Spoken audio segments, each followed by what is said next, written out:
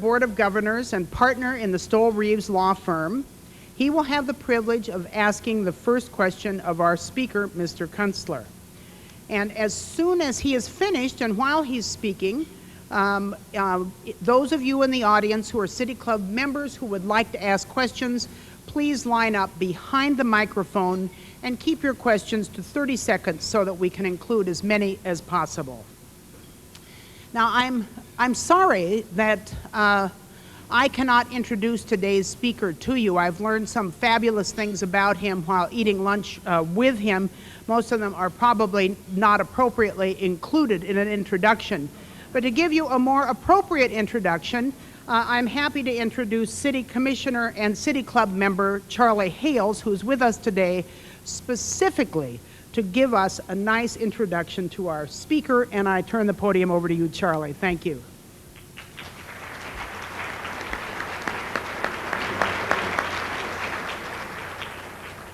Well, thank you, Francis, and good afternoon to you all. In 1962, Rachel Carson woke up our nation about the danger of pesticides and pollution with the publication of her book, Silent Spring. In 1993, we heard another wake-up call, Jim Kuntsler's The Geography of Nowhere. That book has inspired me and awoken many here with his tirades against senseless sprawl, auto addiction, and zealous zoning. His criticisms, you will find, are often harsh, but always bullseye accurate. I invited Jim here because I enjoy the way he thinks and the way his ideas make us think. I think you'll find that he makes us laugh, but that there's nothing more serious than the subject he brings us. We're talking about nothing less than the futures of our children and our grandchildren. Will that future be senseless, unmanageable, mind-numbing sameness, or a community where citizens connect with their city and their surroundings, where people can walk and talk together, where it will be a safe and sensible and beautiful place? In The Geography of Nowhere and Home from Nowhere, Kuntsler identified the culprit in our current malaise. Who is the cause of our angst, our disconnectedness? It is, unfortunately, us. But more importantly, Jim unmasked the peril of more of the same and showed us some ways to stop the insanity. Now, Jim's prescriptions are not sugar-coated, but he offers us some sweet medicine indeed, a prescription that says, connect our streets, build open and public places for citizens to gather, to keep housing affordable, to make it safe to walk or ride a bicycle, and to bring back beauty into the design of everyday life. Some say Mr. Kuntsler is a radical, but these notions aren't radical. They're the simple truths on which we founded our nation and prospered well into this century.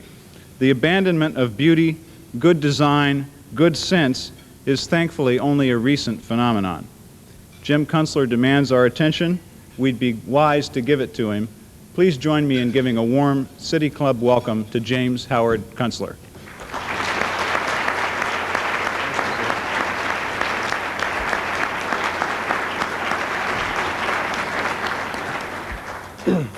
Thank you. It's a pleasure to be here in Portland, a city that never fails to surprise me. I'm always most surprised that the people are not speaking French out on the street.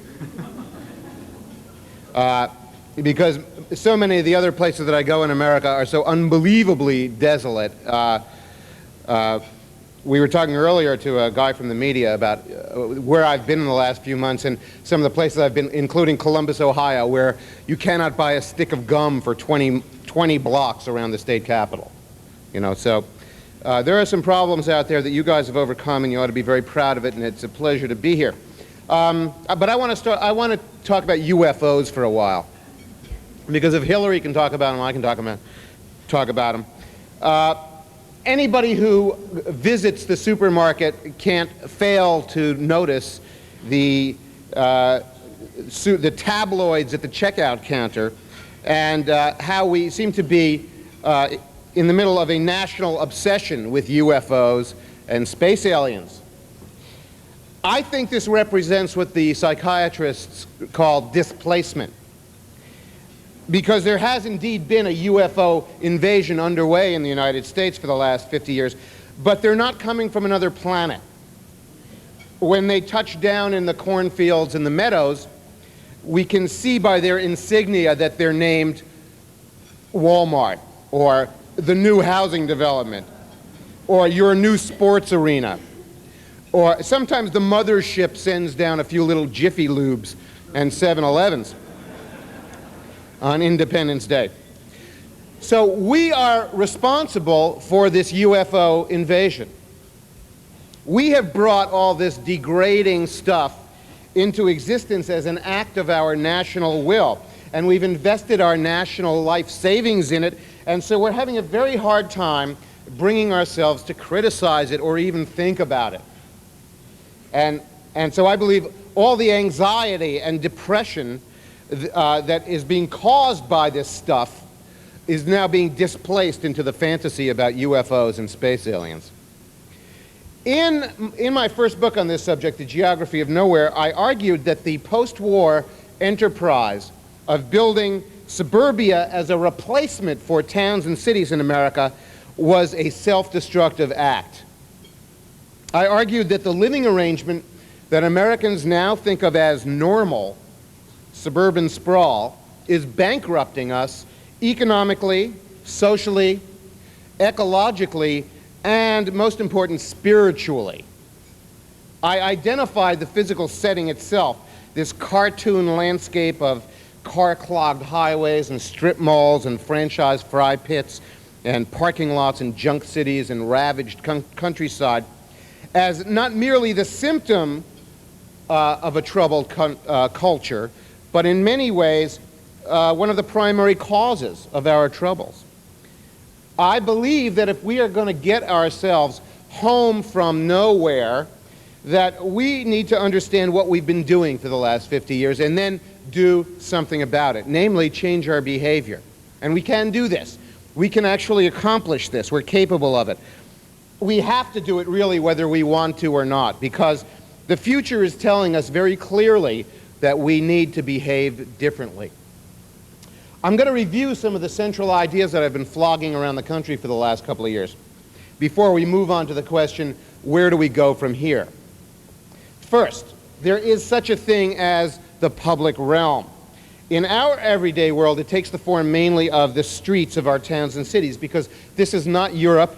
We don't have thousand-year-old cathedral plazas and market plazas and squares. In general, in America, the public realm is the street. We have a few towns that have courthouse squares and New England Village Greens, but mostly we have the street.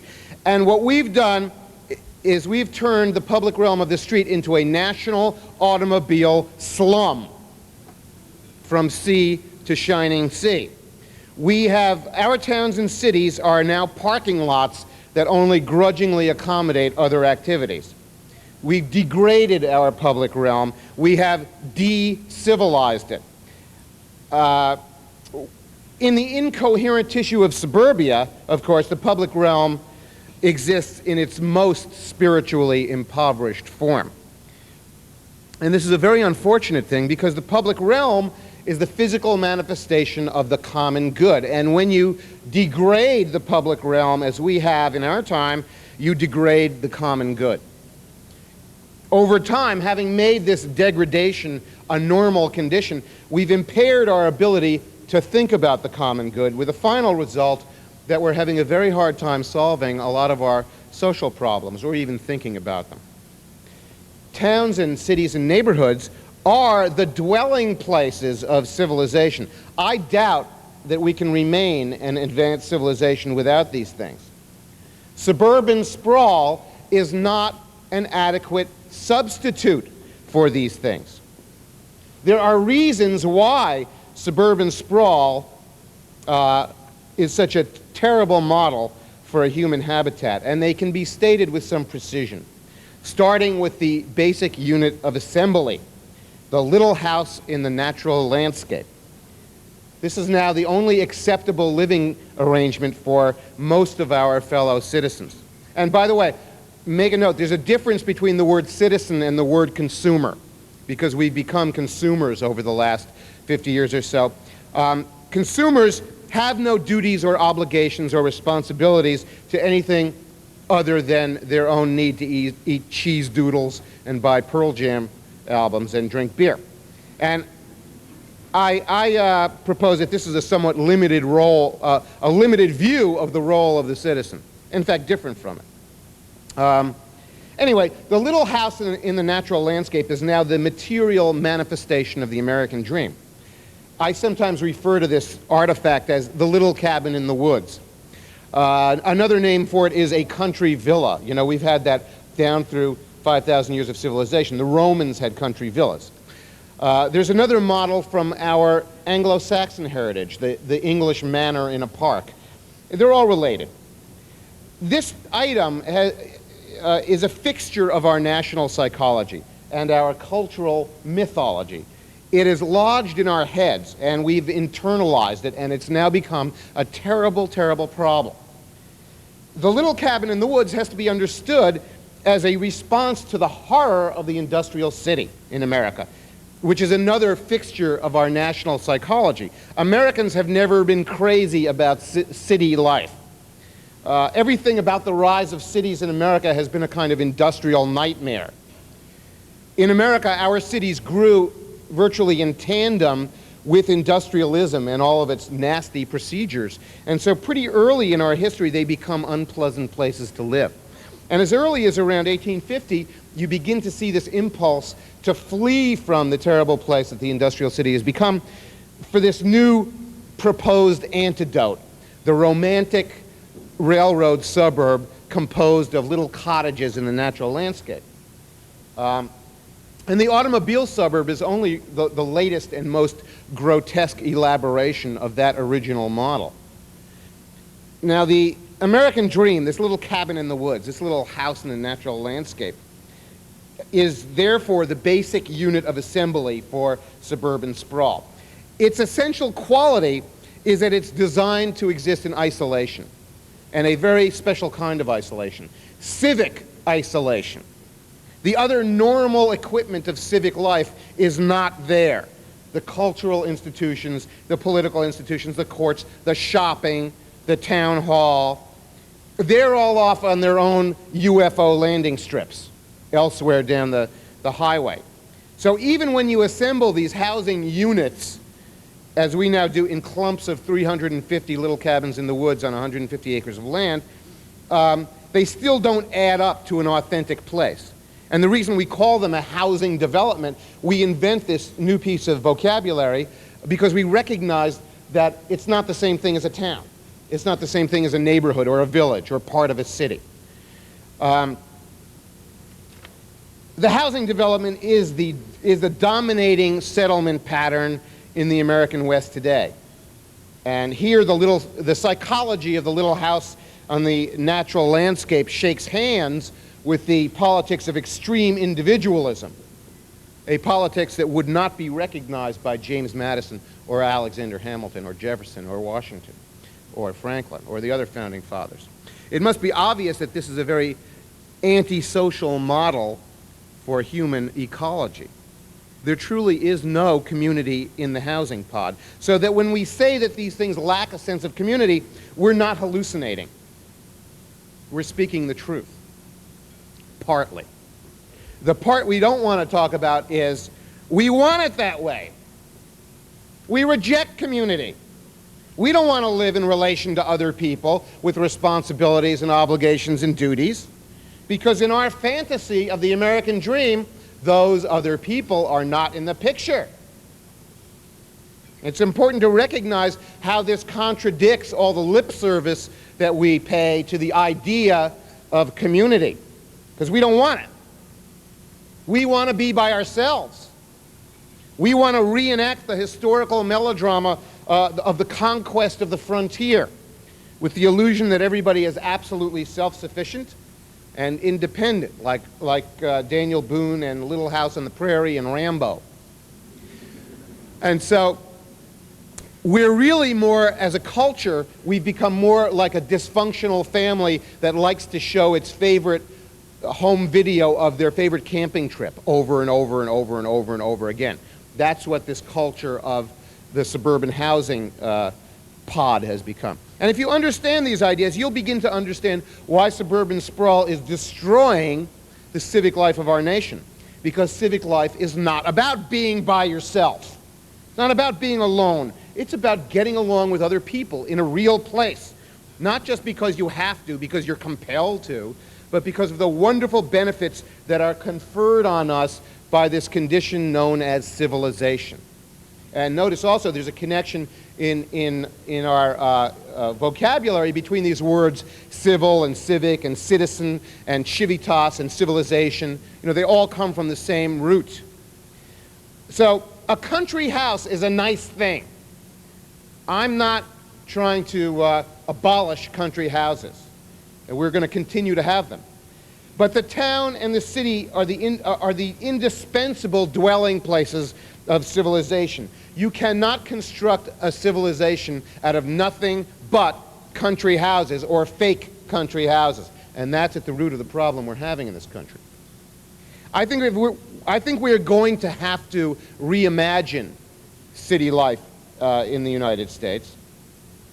Economic forces are underway that will require us to recondense the everyday life of our nation into coherent towns and city neighborhoods, into places that people can use without depending on cars. And I believe the future will require this of us, whether we're in love with suburbia or not, whether we think it's a great idea or not. The well-off and even the rich in our society must be made to feel welcome in town again. And right now they are all off in those little cabins in the woods, fighting off the people who want to bring them the dreaded density.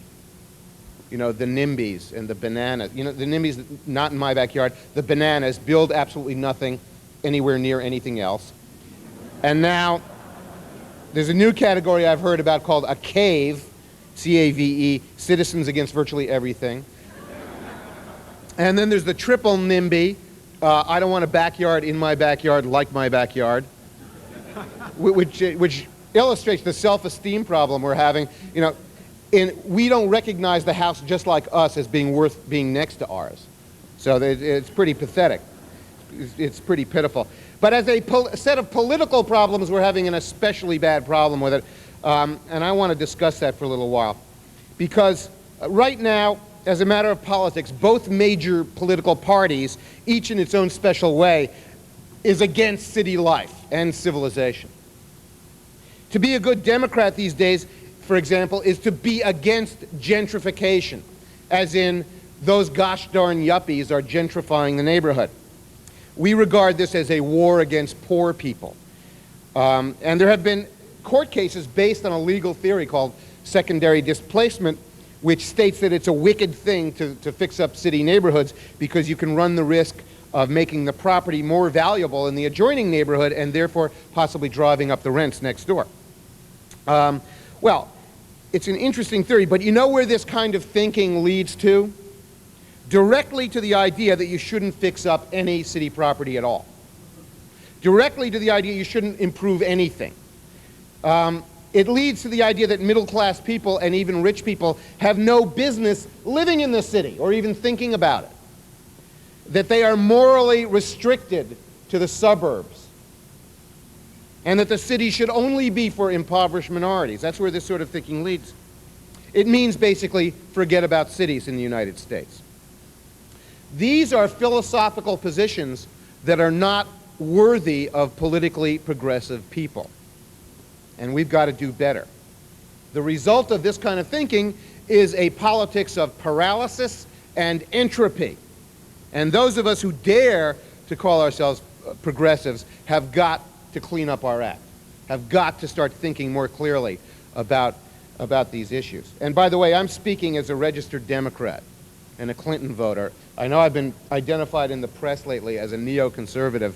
Simply, technically, not true. What I've said about the Democrats goes for the environmental community.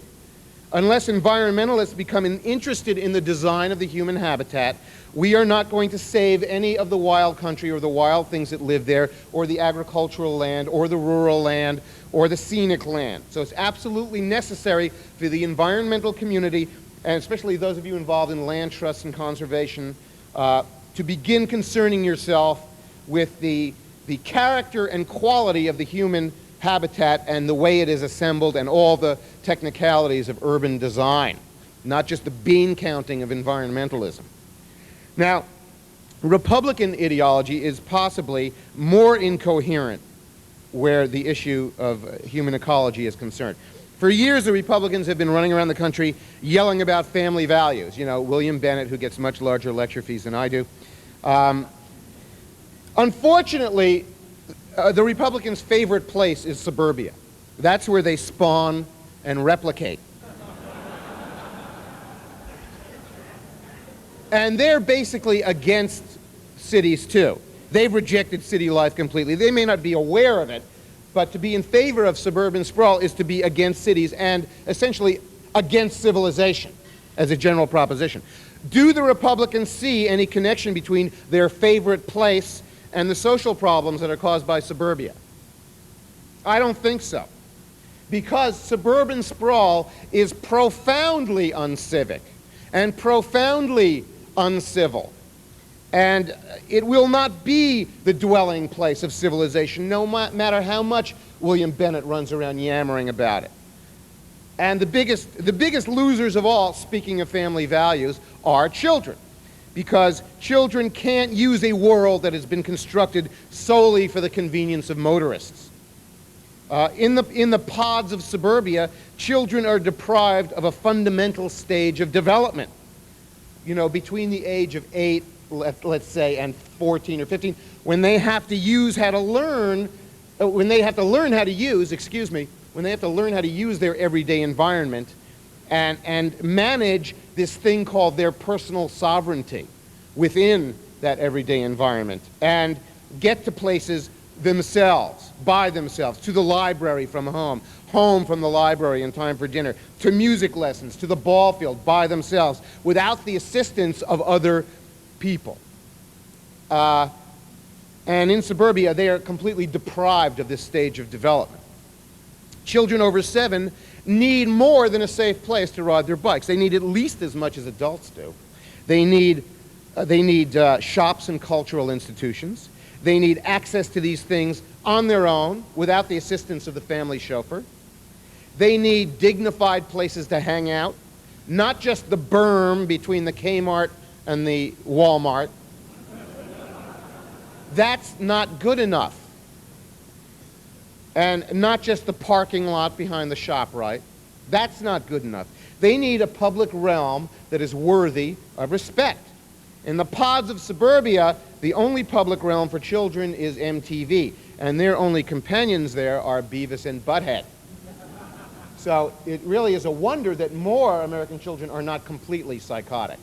We know that they're partially psychotic, but it's a wonder that they're not completely gone. Now, there's a very curious thing that's going on in this country with conservatism, and I want to talk about it for a minute. It's every bit as strange as what's happened to so-called progressivism in this country. You know, a progressivism that doesn't recognize the value of the city. Well, American conservatives today are against tradition, especially American tradition. This is really an amazing, paradoxical thing. 2 years ago, I interviewed a successful Florida developer at a big design charrette. And he was a retired Navy pilot, a self-proclaimed conservative who had developed thousands and thousands of acres in Palm Beach County of, you know, the most dreadful suburban golf course pods. And he yelled at me for about a half an hour saying that neo-traditional American town planning of the type that was being supported in this meeting was against the American dream and against family values. Amazing. But, you know, now that we've talked about this a little bit, I think it's a little more clear how the current incarnation of the American dream is actually inconsistent with many American civic traditions. But he was able to say that, you know, it's against family values. I saw something just as strange last fall in Michigan. I got into a debate with a conservative county commissioner, and he argued that people have a God-given right to build suburban houses on 2-acre lots. And, you know, my reply was that country houses are a nice thing. I'm not against country houses. but there's another development model in your own town here, in this little town in Upper Michigan. And it's called Elm Street, USA. It comes at densities that aren't allowed under your zoning, 8 to 12 houses per acre. And the houses are pulled up to about 10 feet of the sidewalk, and you have the evenly planted rows of trees, which are now deemed to be a hazard to motorists by the DOT and are not allowed either anywhere.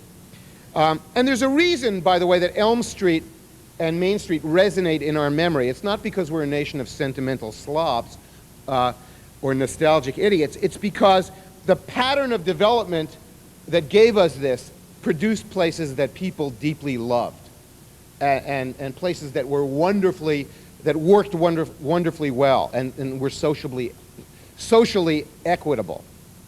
Anyway, this was a traditional American town in Michigan. They had streets just like it, and you could tell they were very, very desirable. The houses were large and well taken care of.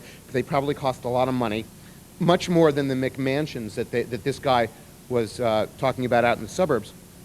So I said to this guy, here's a wonderful development model right in your own town for how to build something, good residential neighborhood. And this guy said to me, well, some people don't want to live on a commune.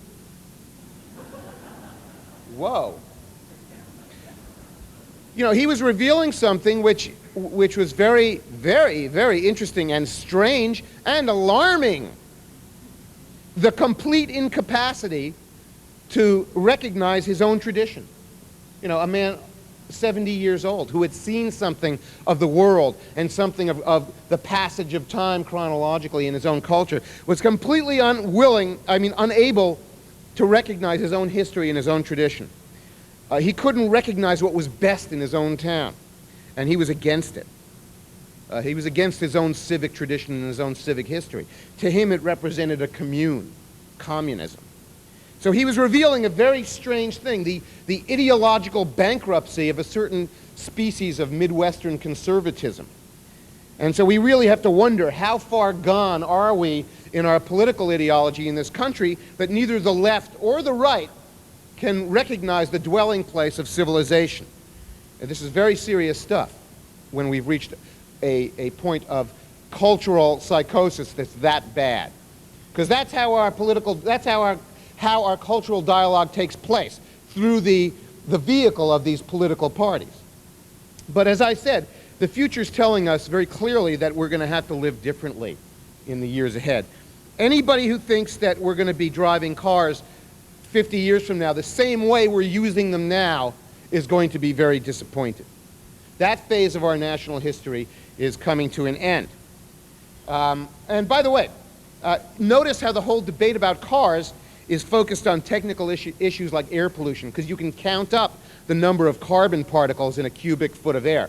But it's a lot more difficult to quantify the developmental damage that's being done to millions and millions of American children across this land. And we're not doing that. So we're having this discussion about the negative effect on cars in an extremely limited way.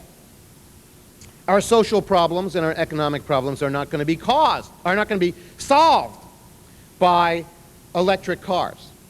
They're not going to be solved by the 600 mile per gallon hyper vehicle. In fact, these technological follies will probably make our problems worse by promoting the idea that it's possible to continue living in the drive-in utopia.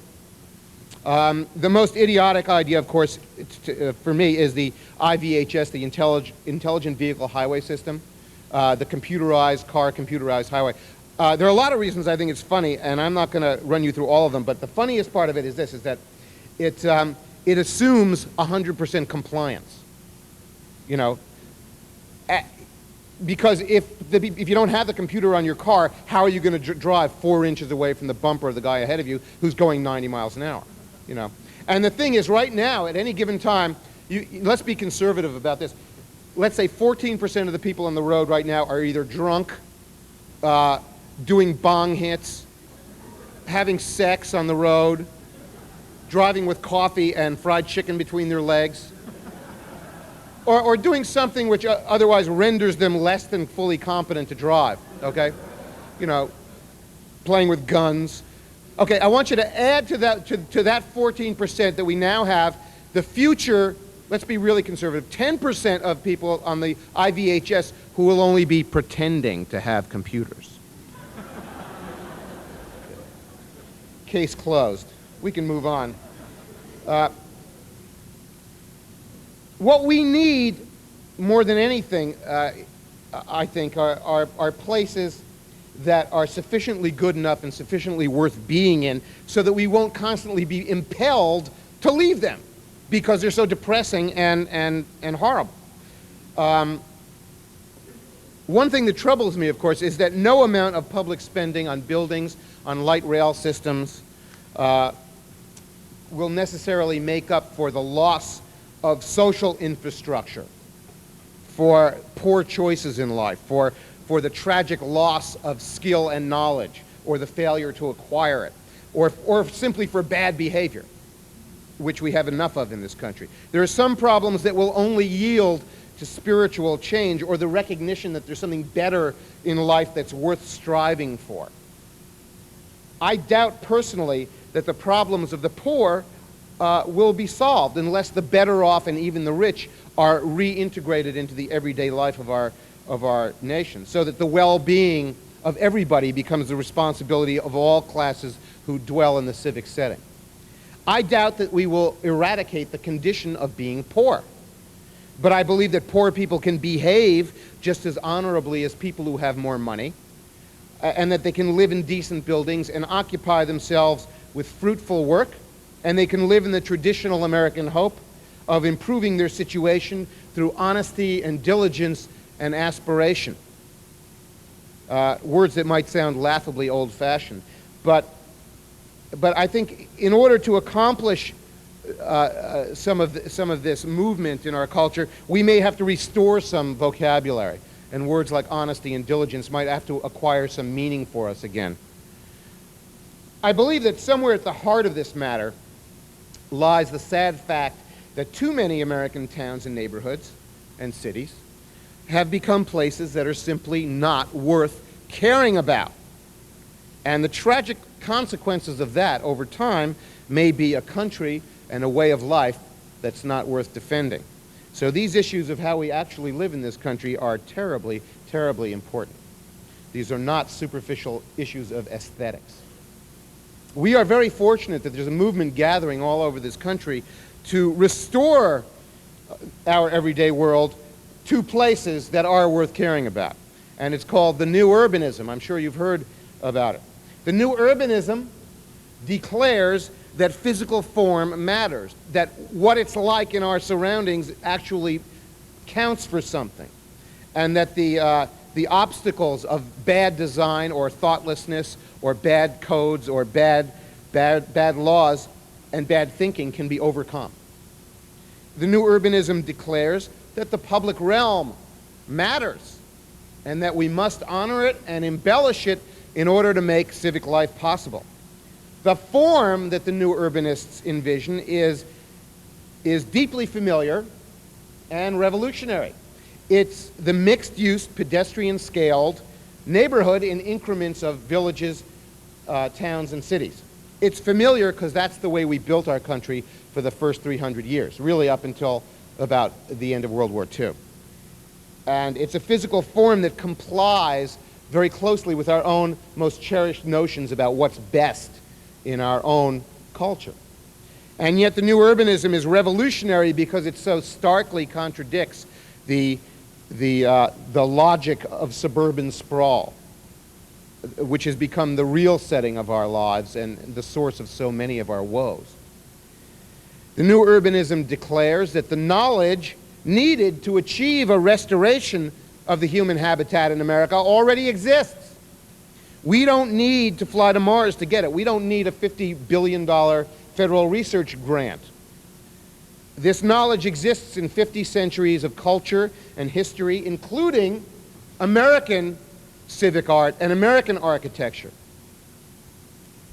The New Urbanism recognizes that we have been living through an extraordinary and abnormal period of cultural amnesia that is now coming to an end, and that we are ready now to reconnect the past and the future in order to live in a hopeful present.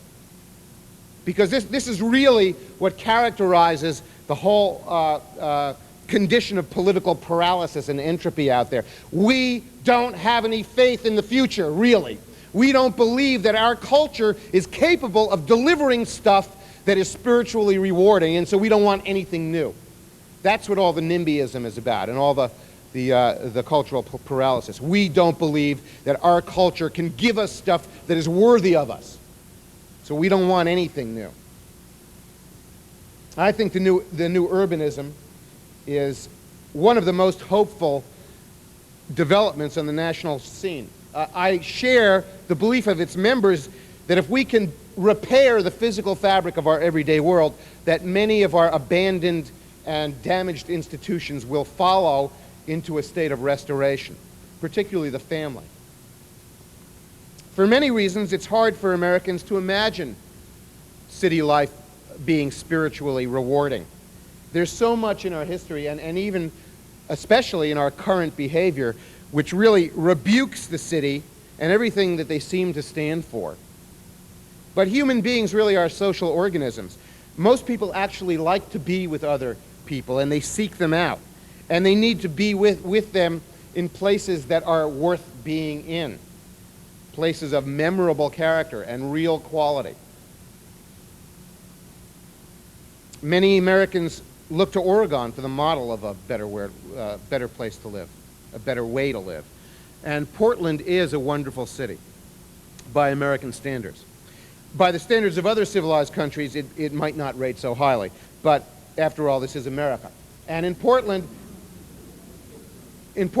you really have an active, lively, wonderful city. The way I can tell is because you can go down to the Benson Hotel at 5:15 and go have a cocktail in the lounge, and it will be full of attractive, productive, happy citizens. You literally do not see this in 98% of the American cities. That is not happening. And a lot of these people actually live in town, and that's a wonderful start. But it's only a small part of the picture. Above all, the city of Portland has a sense of a hopeful future. I think that what makes people in your city different from other people in America is that you now realize when the guys with the hard hats show up and the bulldozers show up, there actually might be something there that'll be wonderful. And you're actually in the rare position for Americans of being able to look forward to that thing rising out of the ground, where most people are simply dreading that it's another UFO landing strip. So you're very fortunate here. And it's obvious that the trend here is toward greater vitality and a richer civic culture and civilization.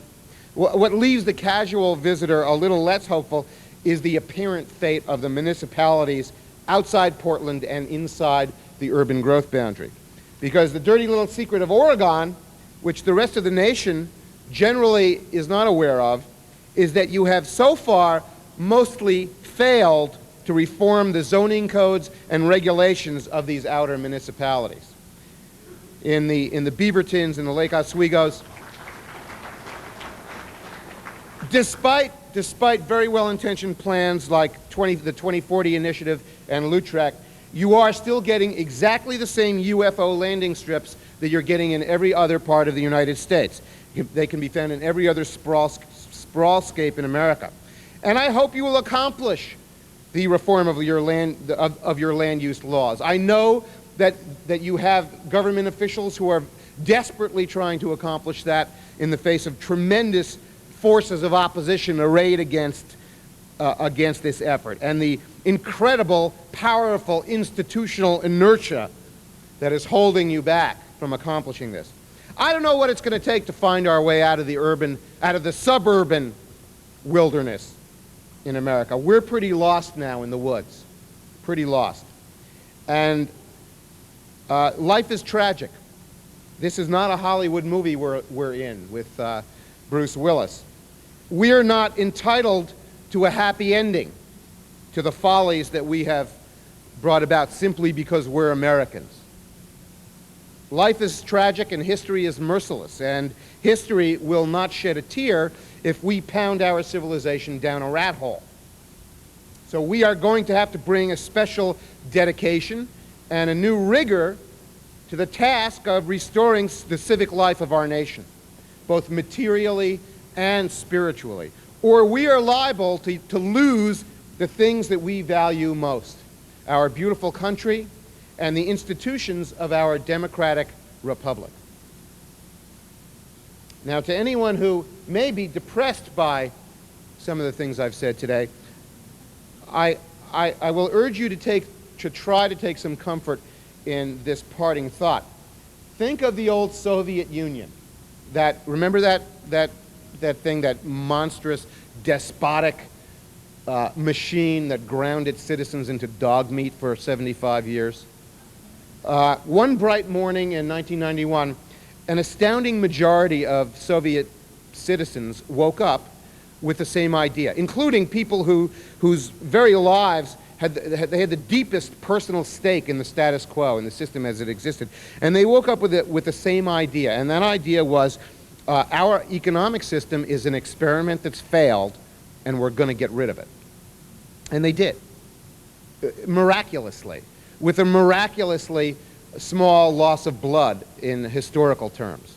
And they accomplished this without fax machines, and without the internet, and without America Online, and without CNN, headline news, and without the right of without the right of public assembly, or a free press, or a reliable telephone system, or all the things that we take for granted in our country. And we're having so much trouble transmitting the messages that we are.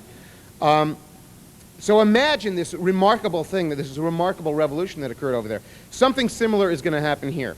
One fine June morning in 1998, all the city planners and the developers and the members of the Home Builders Association and God help us, even the architects and the lowly traffic engineers and the environmentalists and the soccer moms and the students and the dermatologists and the professors are all going to wake up with the same idea, that suburbia is an experiment that's failed, and we're not going to build any more of it. We're going to live in something better. And we're going to rediscover what it was through our own culture, our own tradition, and our own history. And we are going to have fax machines, and America Online, and CNN, and the right of public assembly, and a free press, and a reliable telephone system. And the word of that revolution is going to crackle across this country in about 5 minutes. And from that day forward, we will be able to look forward to becoming what we once were, a land made up of places that really are worth caring about, and a nation and a way of life that really is worth defending. Thank you very much for your attention, and I'll be happy to take your questions.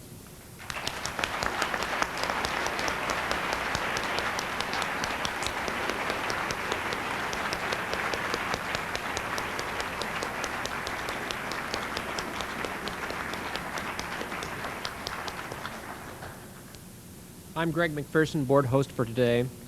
Thank you, Mr. Kuntsler, for an entertaining commentary on contemporary American life.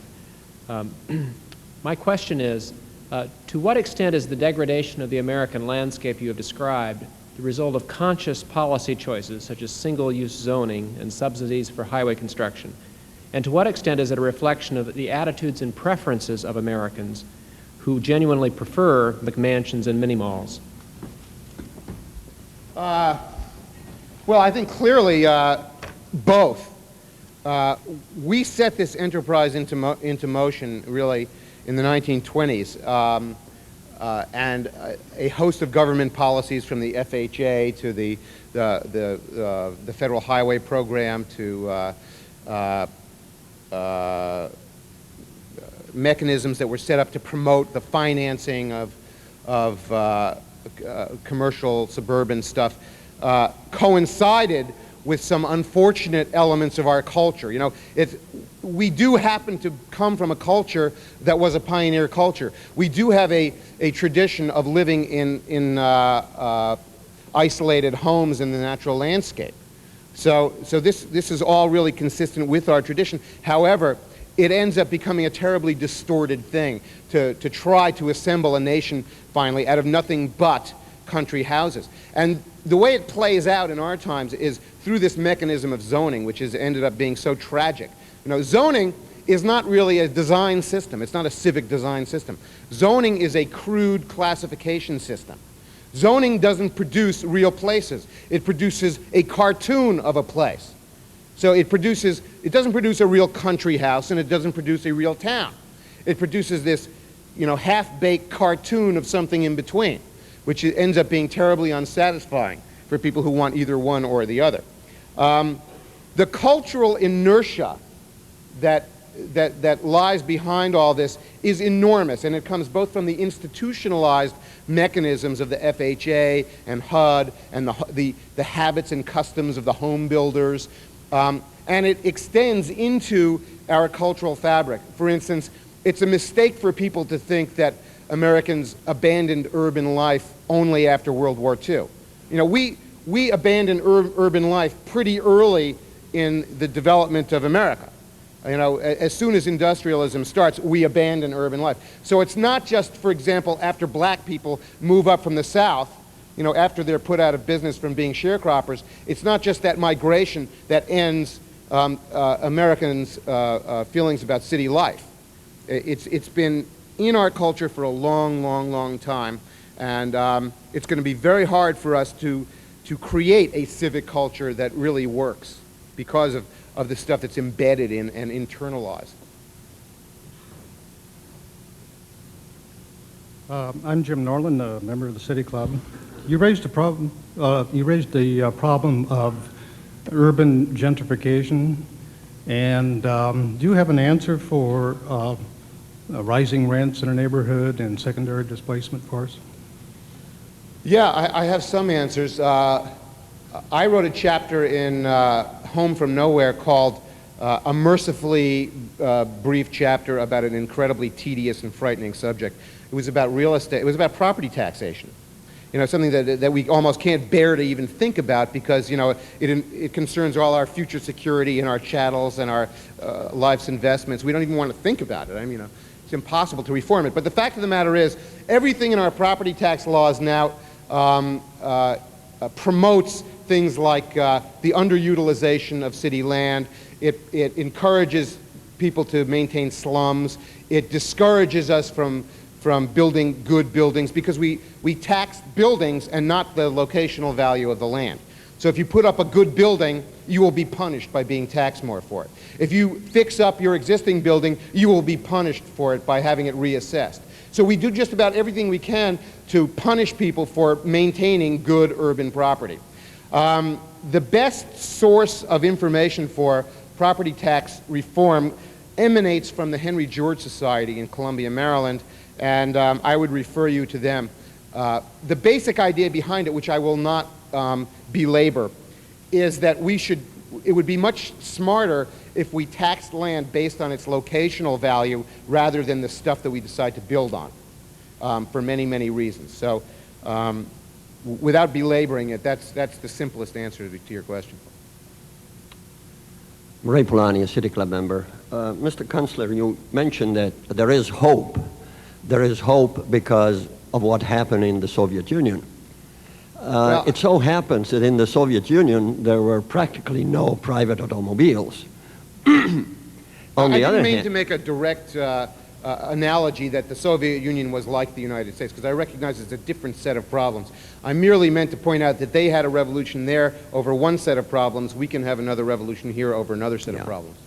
Well, I think we got where we are because for 50 to 75 years, private and public resources were directed in making it acceptable, desirable, comfortable to drive and to do everything in the automobile. And at the same time, we starve the alternatives. Our transit systems are a shamble. We don't have practically a rail passenger service in the country, and so on. So isn't it time, perhaps, to redirect resources away from highway building and highway improvements, so-called improvements, and parking, to instead beef up alternatives? People will choose the alternatives if they are competitive, if they can do what the automobile can, and they do in other places. Yeah, we have the short answer is yes. The longer answer is we have a railroad system in this country that would embarrass the Romanians. You know, back in the East, we're talking about doing maglev trains now, magnetic levitation trains. I don't think that we haven't earned the right to do that. We need to send some of our train officials to Romania or Bulgaria to have them properly educated in how to run a diesel network before we should be allowed to go on to the next grade of technology. Yeah, should we reallocate? I don't even like the word resources. In fact, I'm doing everything I can to eliminate the vocabulary of bean counting. You know, bean counting is now becoming so unuseful for us to conduct any of these discussions that I don't like the word growth. We should use the word economic activity. You use the word growth and people immediately think, oh, I've got a tumor. You know, that's what it, I've got an economic tumor in my town. We simply don't, you say has a time come that we should recognize this stuff? We're long past the time when we should recognize that. We are now in such deep doo-doo about being automobile dependent that there's some question about whether we will be able to remain civilized. The future, the 21st century is not going to be about recreational shopping. It's not going to be about buying chocolate cheese doodles. Boutique cheese doodles. It's not going to be about driving around listening to Pearl Jam between the cheese doodle stops. It's going to be about the struggle to remain civilized in a world of declining expectations. And one of the most obvious problems is that we're not going to be able to use the car system the way we have. And some of the ways that it's going to play out are ways that I don't even think people are thinking very clearly about. For example, in America, the reason why the automobile utopia works so well, as well as it does, it doesn't work well, but as well as it does, is because it's been completely democratic for about 50 or 60 years. That is now ending, because the most salient feature of our economy is that a large class of people are seeing their incomes decline. And I call these people the formerly middle class. There's more and more of them. And they, in the future, they're going to start expressing themselves politically in a politics of grievance and a politics of resentment that will produce characters who will make Oliver North and Ross Perot look like Mother Teresa. We're in for some real trouble. When I was in Michigan last fall, Michigan is a state that has many of the formerly middle class. You know, former factory workers who used to make as much as college professors on the assembly line, who will never make that kind of money again, who will be lucky if they can make $6.50 an hour raking lawns now. And they are full of grievances. And you know what they're doing? They're joining the militia. You know, Michigan's one of the big militia states. And you know what the militia is doing in Michigan? They're renting Ryder trucks and they're parking them empty in front of public buildings just to scare their neighbors. That's the kind of politics of grievance that we have to look forward to in the future when the democracy of driving is not what it is today. And when a great many citizens cannot use this automobile utopia that we've constructed for ourselves. Ken Duker, City Club member. You've attacked the automobile. What is the appropriate role in your mind or balance between public transportation and personal transportation? Well, in my mind, we've got to have some kind of mix of them. I mean, I don't think the car will disappear. I think that the private car will continue to play a part in our lives. But the part of the picture which I think is we pay the least amount of attention to is not really, we pay too much attention to the issue of getting around. The car has brainwashed us so much simply to the idea that we should be in motion all the time that the only thing we're capable of doing is thinking about, well, what's an alternative kind of motion? I think we should go beyond that. And we should start thinking about not just being in motion, but about being in place. You know, being in places that are worth staying around in. Being in places that are spiritually rewarding enough so that you don't have to get on any kind of transportation to accomplish what you need to do in your life.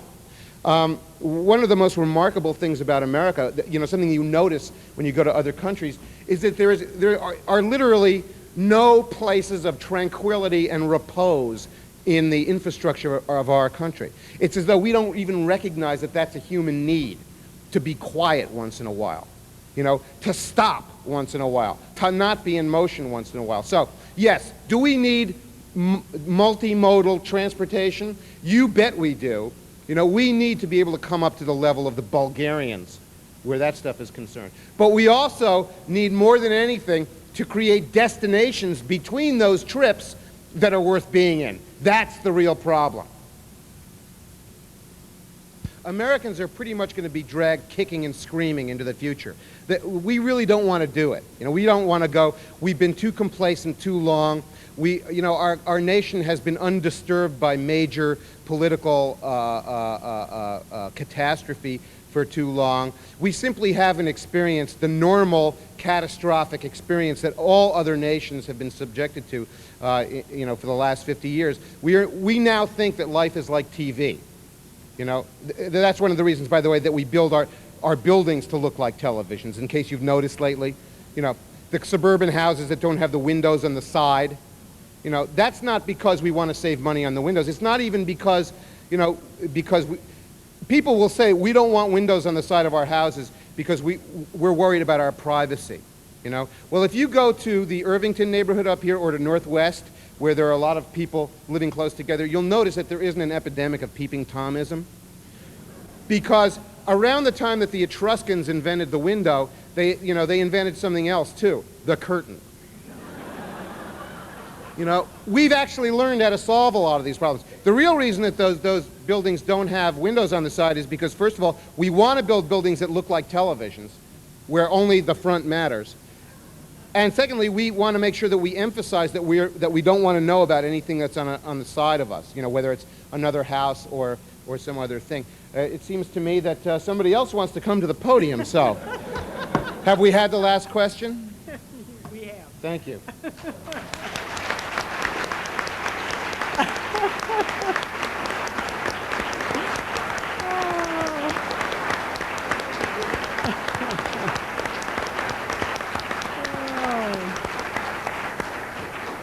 Well, thank you very much, Mr. Kuntsler. I am genuinely sorry I was not able to introduce you. It would have been a wonderful pleasure.